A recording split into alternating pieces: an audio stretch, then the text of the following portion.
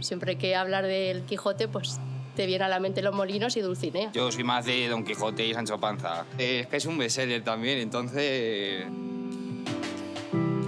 Manchego, como Don Quijote de la Mancha. Un orgullo que se pueda reconocer La Mancha por una obra tan importante. Miguel de Cervantes hizo buen trabajo, la verdad.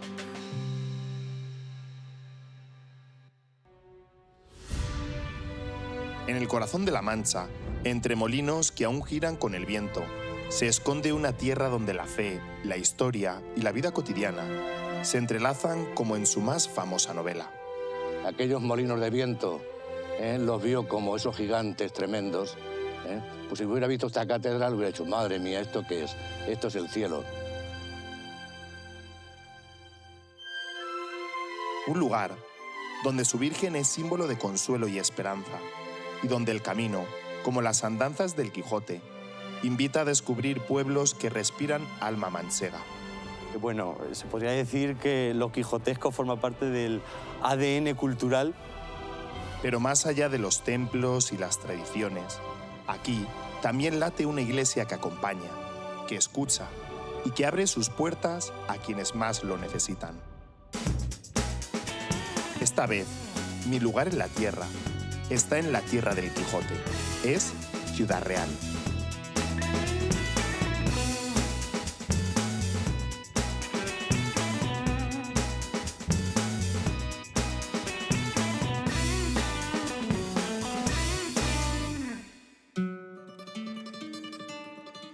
Es muy importante, a ver, es la patrona de Ciudad Real. Ciudad Real quiere mucho a la Virgen del Prado, bueno, y todo el mundo siempre le tiene mucha estima. Es un fervor muy grande lo que le tenemos, porque la Virgen se lo merece. Me emociona mucho ir a verla, ir a visitarla.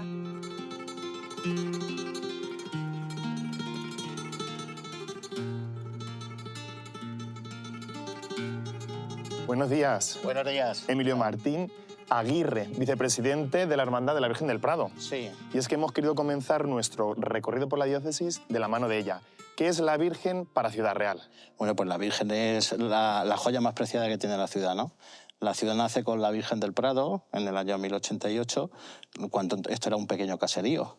Y con el transcurso de los años, cuando se convirtió primero en villa y luego ciudad, pues siempre la devoción a la Virgen del Prado está ligado a ella. Entonces la Virgen está presente siempre durante todo el año. Las principales fiestas que tenemos son en su honor. A lo largo de los siglos, pues, los ciudadraleños han acudido siempre a ella, pues, a pedirle favores y agradecerles también, pues, su intercesión. Oye, Emilio, ¿la imagen siempre ha estado aquí presidiendo la catedral? La imagen siempre ha estado presidiendo, en primer lugar, cuando la Virgen se aparece, lo que se hace una pequeña ermita. Después la ermita se convierte en iglesia y posteriormente, ya en el siglo XVI, se construye lo que es la iglesia actual de Santa María del Prado. ¿Y cuál es el origen de esta Virgen? Viene de Aragón, la devoción. Estuvo siempre ligada a lo que era la monarquía. E incluso la llevaban a las batallas que tenían para la reconquista de España. En una de las batallas, la batalla de Zalaca, pues se dio cuenta que es que la habían perdido porque no llevaba la imagen de la Virgen. Entonces mandó a su capellán a que fuera por la imagen de la Virgen, bajó por ella a Toledo y de camino que volvía, pues pasaron por lo que esto era un pequeño caserío. Y en ese transcurso fue cuando se produce lo que es la aparición de la Virgen sobre una antigua encina que había aquí en el Prado, por eso se llama la Virgen del Prado, y no pues, según cuenta la leyenda, no pudieron, del peso que tenía la imagen, volverla a llevar y ya se quedó para siempre en Ciudad Real. Y el camarín vemos que es impresionante. ¿Ha sufrido cambios a lo largo de la historia? Pues sí, pues el camarín ha estado casi intacto también hasta el año 1936. Y hubo que de nuevo volverlo a reconstruir en el año 39.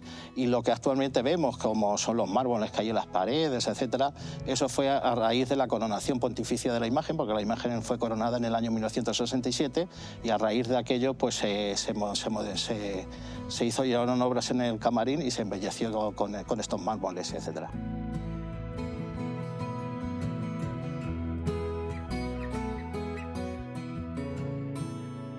Pues para mí ser camarera es un privilegio, un honor, es un trabajo que no realizo sola, que realizo con otras 4 mujeres, que somos el grupo de camarería, es un privilegio. el poder estar tan cerca de la Virgen. Nosotros nos encargamos del mantenimiento de todo el ajuar de la Virgen y también de vestirla, claro.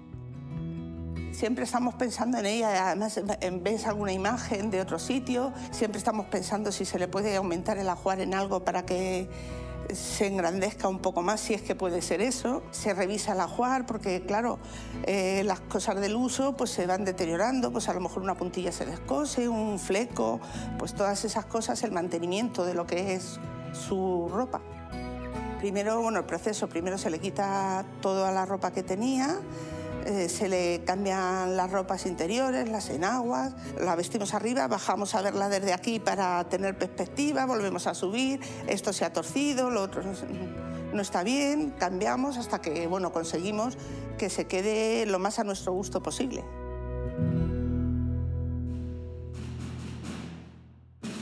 Ese día es inmenso, porque se vive con mucho fervor.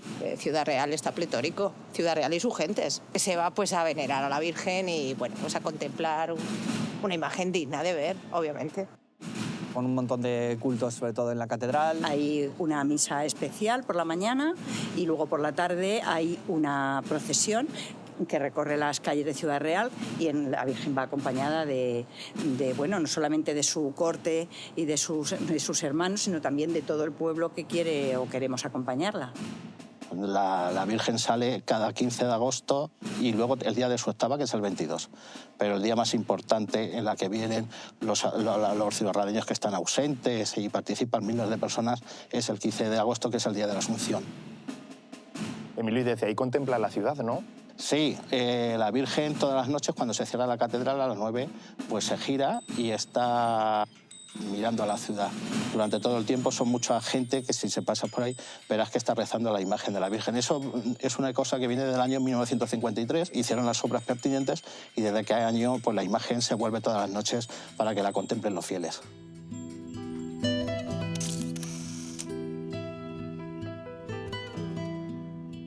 Bernardo Torres, deán de esta catedral. Qué alegría verte, por aquí por Ciudad Real. Muchísimas gracias. Sin duda, sé bienvenido a esta catedral. Muchas gracias. Considera la tuya también, ¿eh?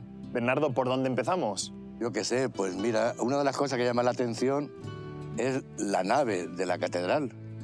Una de las más grandes de Castilla-La Mancha, ¿no? De Castilla-La Mancha y de España. Tiene 53 metros de larga, tiene 34 metros de alta y 18 metros de anchura.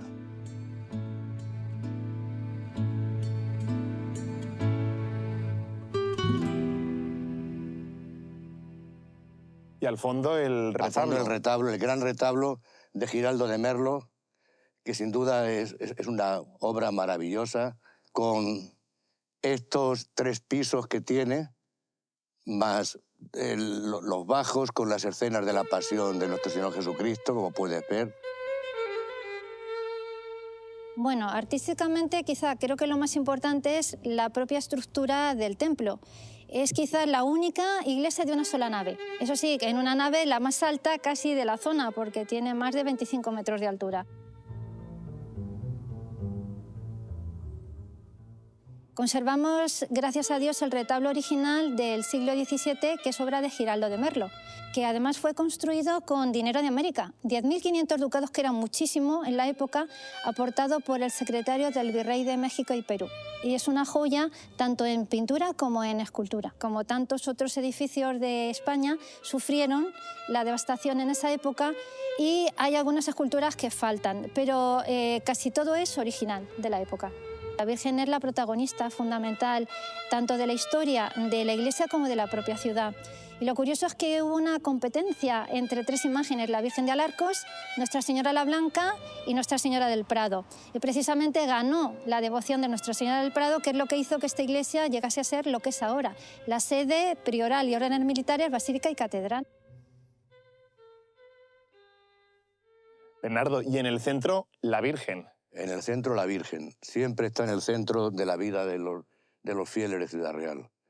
Yo creo que algunos, pues a lo mejor ni vienen a misa, ni participan, pero a ver a la Virgen sí. Y las bóvedas, vemos una especie de nervios que van cruzando. Sí, son obras cruzadas, como veis. y están restaurados porque en 1980 se hizo una restauración seria con los escudos de las órdenes militares. Lo veis también en el centro de cada una de las bóvedas. La catedral es un pequeño compendio de la historia artística de España. Puedes empezar viendo restos medievales para terminar en la época contemporánea. Bueno, además del retablo tenéis muchas cosas interesantes. Tenéis bastantes cobres, que son obras de arte muy desconocidas. Son pinturas, pero sobre cobre. Y luego tenéis, aparte en el interior, el órgano nuevo, que también suena a veces y es muy interesante verlo. Y hay varios cuadros que son del Prado extendido, que es lo que antiguamente se llamaba el Prado disperso. Fondos barrocos que fueron distribuidos en distintas iglesias para ornarlas después de la guerra de la Guerra Civil Española. En el exterior, sobre todo, tienes la gran reforma, aparte de la estructura que es tardogótica, todas las reformas que hubo que hacer durante el barroco para sostenerla, porque era tan alta que se caía. Tened en cuenta una cosa, estáis en territorio de volcanes también, con suelos muy esponjosos donde se hunden los cimientos de los edificios. Entonces nunca pensaron que tanta altura iba a hacer que la iglesia se pudiese caer.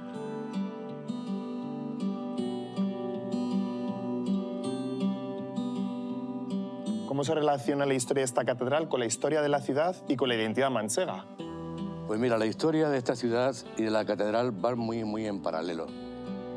Comenzó la historia en el 1085 con una pequeña ermita que se construyó aquí en honor a la Virgen del Prado.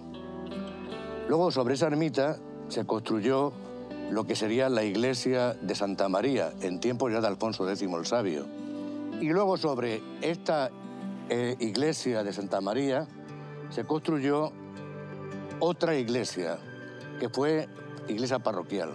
Definitivamente, sobre esa tercera se construyó ya la catedral, tal como más o menos la tenemos ahora. ¿Y si Don Quijote hubiera pasado por aquí, se habría quedado impresionado por esta catedral? Bueno, se habría quedado impresionado pues, por algunas cosas de la catedral, cosas muy curiosas. Aunque te voy a decir una cosa, aquí en Ciudad Real somos más de Sancho Panza que del Quijote. ¿La razón? Tenemos a ser muy tranquilos, a no valorar demasiado lo nuestro.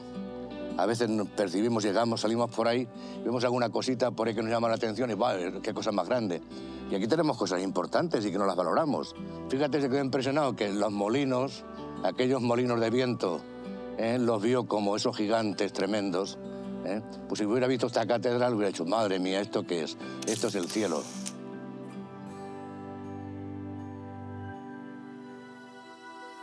Y desde el corazón de Ciudad Real, ponemos rumbo hacia los caminos del Quijote. Entre castillos, órdenes militares y pueblos que inspiran literatura, vamos a descubrir cómo la historia, la fe y los sueños se entrelazan en esta tierra única, La Mancha. Pues las órdenes militares son congregaciones religiosas que existieron en la Edad Media y que fueron ayudando poco a poco a la monarquía a conquistar los territorios, a los reyes cristianos, a reconquistar los territorios de la península ibérica que habían sido tomados en la invasión musulmana. Entonces estuvieron trabajando codo con los distintos reyes.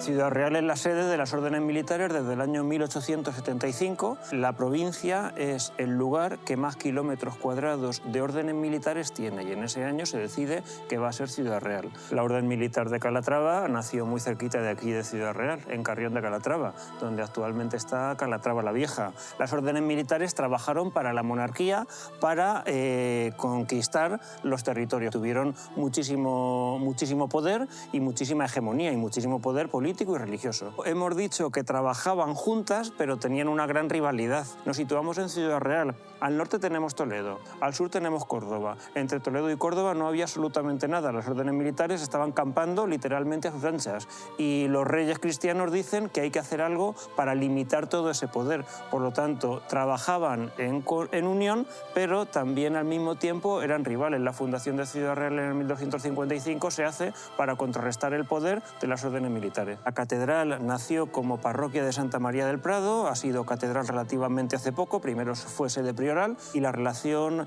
que tenía con las órdenes militares en Ciudad Real, aunque pertenecíamos a la corona, pero sí había caballeros que pertenecían a distintos hábitos, caballeros de Montesa, de Santiago, de Calatrava, y estos caballeros sí que con el edificio, con la parroquia de Santa María del Prado, tenían relación porque eran caballeros nobles algunos de ellos, y esta nobleza buscaba edificios, como en este caso la parroquia de Santa María del Prado, para enterrarse. Y en el exterior, en el Paseo del Prado, sí que están puestas las 4 cruces de las órdenes militares. Y luego ya una vez en el interior, pues en el retablo, aunque sea de factura actual, pero sí tenemos una madera con las 4 órdenes militares talladas. Seguimos el camino hasta Argamasilla de Alba, el lugar que, según dicen, vio nacer al mismísimo Don Quijote. Aquí, en la casa de Medrano, Cervantes pasó unos meses de prisión y quizá, entre rejas, soñó con su caballero.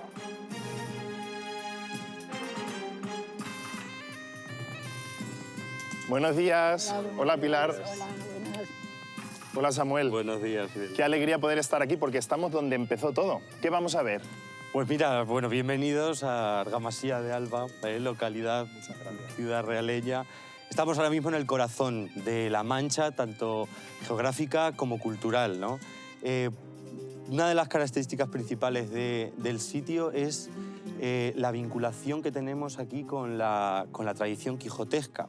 Y es algo que tenemos no solo a nivel histórico-artístico y literario, sino todo un acervo de documentación, de edificios de arte que remiten directamente a la historia cervantina. También tenemos el factor humano.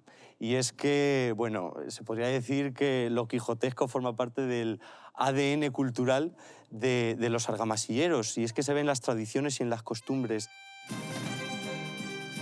Y estamos, pues, lógicamente, en la joya de la corona de Argamasilla, que es el centro, ¿no? El centro cultural Casa de Medrano, donde se encuentra, pues, la cueva, ¿no? Que es esa prisión donde se empezó a escribir el Quijote, ¿no? Que es donde está inspirado el Quijote. Ya no le dicen la cueva de Medrano, le dicen la cueva de Cervantes. Le han cambiado el nombre. Esta era la cueva de Medrano, porque la casa era de los Medrano, unos señores que vivieron aquí en el siglo XVII.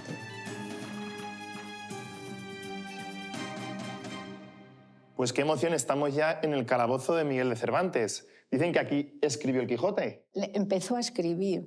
Yo creo que le dio la idea, porque es un sitio donde todo triste ruido hace su habitación. ¿Qué elementos se conservan de aquella época? Aquí entera todo. Esto está igual que estaba en el siglo XVII.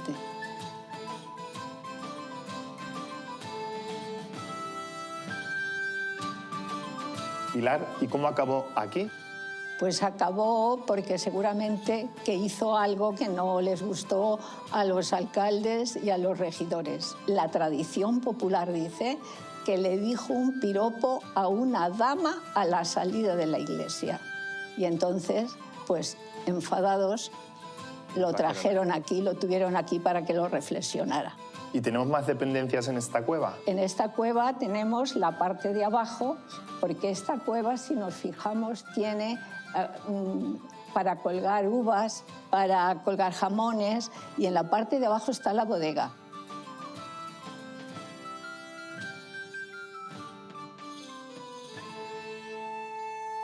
Cervantes vivió en una España profundamente religiosa. ¿Cómo se refleja esa fe en el Quijote y en la vida diaria de aquella época? Bueno, pues efectivamente el universo castellano del siglo XVII era confesional, es decir, que la única religión que estaba permitida y que se profesaba, por lo menos oficialmente, era la católica. Entonces la religión era como una especie de barniz que recubría todos los aspectos de la sociedad. Y culturalmente, pues el sistema moral que existía en la época, profundamente cristiano, y católico, pues bueno, pues determinaba, ¿no?, el funcionamiento de la sociedad. Desde el lenguaje cotidiano hasta la simbología, las vestimentas, el calendario, la manera en la que organizaba la gente el tiempo, ¿no?, o que lo concebía. Y eso también se ve en el Quijote. Lo que pasa es que hay que decir que el Quijote no es una obra religiosa, pero Cervantes era un personaje de su tiempo, es decir, no podía desquitarse, ¿no? No era un personaje aislado, sino que en su obra proyecta tanto su mentalidad como sus creencias. Cervantes, cuando construye el personaje, bueno, pues usa ese modelo nobiliario. Entonces, el caballero perfecto era aquel que cumplía con las virtudes cardinales, la prudencia, la templanza, la fortaleza y la justicia, y también las teologales, la fe, la esperanza y la caridad. Entonces, ser un buen caballero, que era lo que aspiraba el Quijote, era ser un buen cristiano.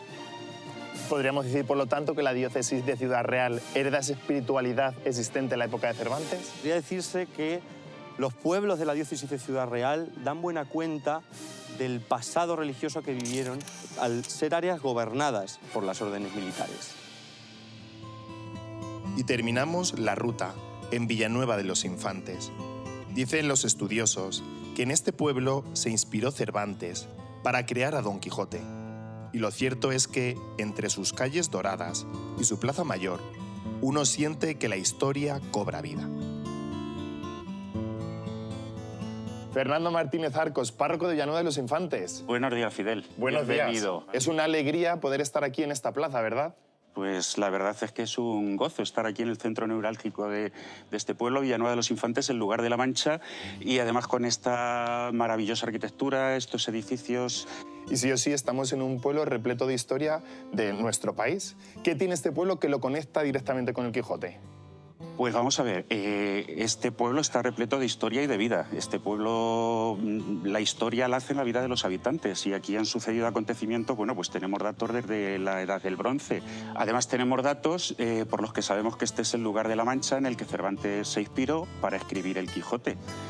Pero eso no se refleja solo en la historia ni en las piedras, sino en la idiosincrasia de sus gentes, en su forma de pensar, en su forma de trabajar, en su forma de relacionarse. O sea, aquí es el lugar donde convergen la Mancha literaria y la Mancha real.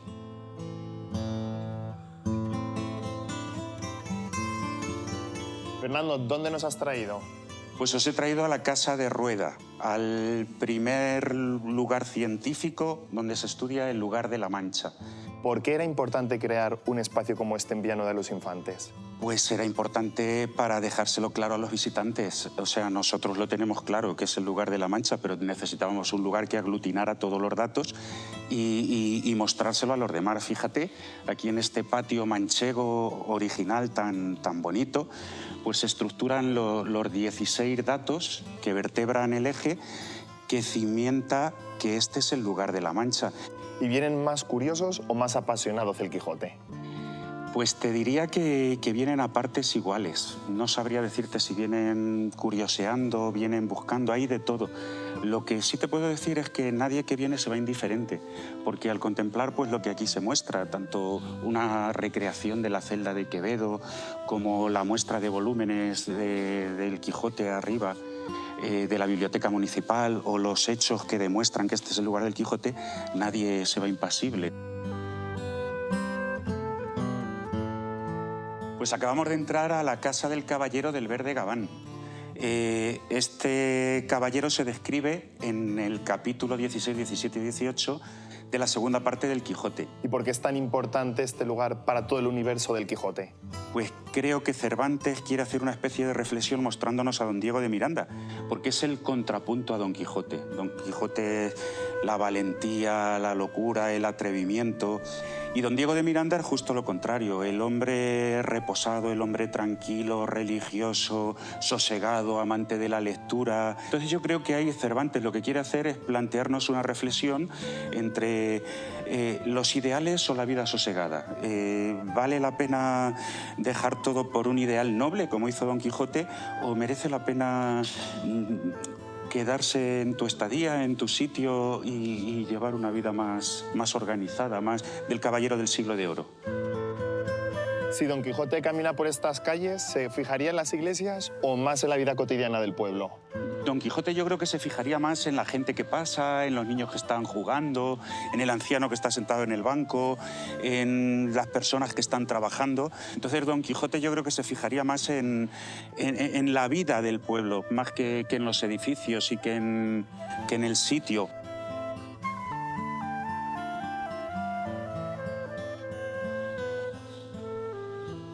Fernando, y por fin hemos entrado y hemos llegado a la parroquia. A la casa madre de infantes, a la casa de todos los infanteños, la parroquia de San Andrés Apóstol. Es un magnífico templo de finales del siglo XVI, del 1598, más o menos empieza a construirse sobre las ruinas de la antigua iglesia, que se vino abajo. Hay muchos elementos que son dignos de mención. Pues mira, por ejemplo, tenemos el púlpito, tenemos el retablo de Faustino Sanz Herranz, tenemos el órgano del siglo XVIII. ¿Y cuál podríamos resaltar? Pues hombre, lo que la gente siempre viene buscando, aparte del Señor, pues es la sepultura de Quevedo. Porque Francisco de Quevedo está aquí enterrado en este pueblo, Francisco de Quevedo y Villegas. En su último año, en el 1548, ya decrépito, enfermo, decide venirse aquí a Villanueva de los Infantes, que era la capital de la comarca del Campo de Montiel. Y entonces viene y se aloja primero en la casa de la viuda de su amigo Bartolomé Jiménez Patón, un humanista estudioso, pero por no incomodar a la familia decide pedir alojamiento en el convento de los dominicos, y allí es donde muere un 8 de septiembre de 1620. Tras recorrer los pueblos del Quijote y seguir las huellas del ingenioso hidalgo, llegamos a Daimiel. Aquí no hay lanzas ni caballos, pero sí una lucha igual de valiente, la de quienes abren sus puertas a los más vulnerables. En la Casa de Abraham, la diócesis de Ciudad Real transforma la palabra en acción y la fe en ayuda. Centro de Casa de Abraham está dependiente de Cáritas Diocesana de Ciudad Real, está en la población de Daimiel y está destinado para aquellas personas sin hogar que quieren iniciar proceso y salir y dejar la calle. Y trabajamos todo integral de la persona, pues desde la alimentación, el vestir, el descanso, trabajando con talleres ocupacionales, con entrevistas y con acompañamiento personalizado por parte de una trabajadora del equipo educativo con la persona. Chicos, ¿me podéis atender un momento? Porfa. Hoy vamos a empezar con el taller de espacio creativo, ¿vale? Porque a la segunda hora vamos a tener Buenos días. competencias. Perdón. Hola, Patricia. Qué alegría poder estar aquí con vosotros. ¿Qué estáis haciendo ahora mismo? Pues mira, ahora mismo estamos en el taller de espacio creativo. En este taller pues es un poco un espacio más informal para que los participantes pues puedan dar su toque creativo. Patricia, ¿cómo es el día a día aquí en este centro? Pues el día a día en nuestro centro se basa en acompañar a las personas que se encuentran aquí conviviendo, ofrecerles pues sobre todo un espacio de respeto, educación, educar en valores y pues tratarlos de la mejor manera posible y acompañarlos cada uno en su itinerario que nosotros llamamos proceso, que es el camino desde que entran aquí pues hasta que salen del centro en unas condiciones de vida dignas. Acogemos a hombres y mujeres que llevan un periodo largo de tiempo en la calle y, como decía antes, que quieren salir de esa situación de sinhogarismo. Pueden ser desde un maestro, desde un ingeniero, hasta un trabajador de construcción, un fontanero. El centro tiene capacidad para 21 personas y al año, este año, que además nos pilláis con la memoria recién hecha, pues este año han pasado por aquí 45 personas. Yo cuando me separé, me divorcié de mi marido, bueno, pues yo con el tiempo conocí a la que es mi pareja actual.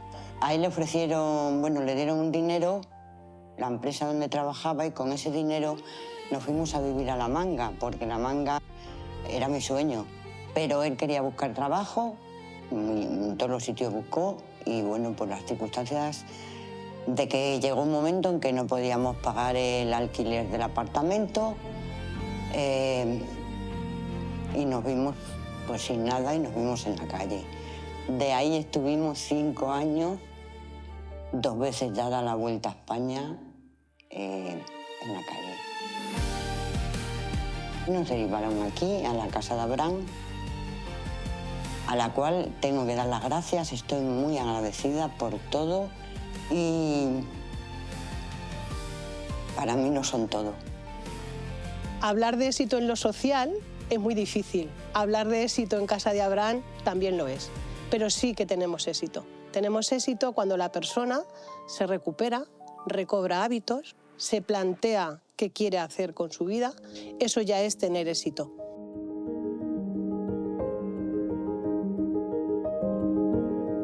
¿Y qué es lo más duro de ver en el día a día?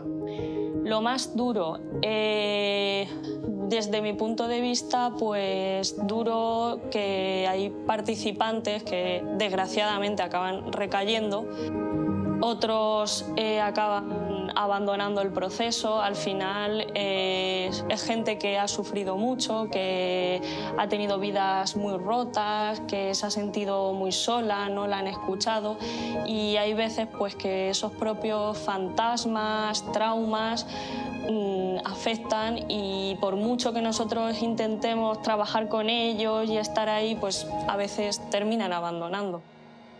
A veces no hace falta solucionar, sino estar ahí, escuchar, acompañar. Ellos son los protagonistas de su proceso. Ellos trabajan a su ritmo y eso no quita que el equipo pues les vayamos acompañando, les vayamos diciendo. Yo tengo la esperanza y yo creo que sí voy a poder salir y vamos a poder empezar de nuevo y poder vivir decentemente. Como los molinos que salpican esta tierra y que se adaptan al viento cada día, Ciudad Real nos ha enseñado que la verdadera aventura no está solo en los libros, sino en la vida que late en cada uno de sus rincones.